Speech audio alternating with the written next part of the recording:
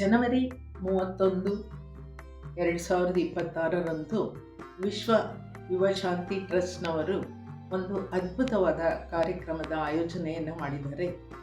ಭಗವಂತನ ನಾಮಗಳನ್ನು 1008 ಪುಷ್ಪಗಳಿಂದ ಅರ್ಚನೆ ಮಾಡುವುದು, ಅದು ಎಲ್ಲಿ ಕುಳಿತು ಭಗವಂತನ ಬೃಹತ್ತಾದ ಸಂವತ್ಸರಣದಲ್ಲಿ ಕುಳಿತು ಎಲ್ಲರೂ ಸಹ ಆ ಒಂದು ಭಗವಂತನ ಸಹಸ್ರನಾಮದ ಅರ್ಚನೆಯನ್ನು ಮಾಡೋಣ. ಈ ಒಂದು ಕಾರ್ಯಕ್ರಮವನ್ನು ರವಿಶಂಕರ್ ಗುರೂಜಿಯವರ ಆಶ್ರಮದ ಎದುರಿನಲ್ಲಿರುವಂತಹ ಒಂದು ಮೈದಾನದಲ್ಲಿ ಆಯೋಜನೆ ಮಾಡಲಾಗಿದೆ. ಇನ್ನೂ ಯಾಕೆ ತಡ ಮಾಡ್ತೀರಾ?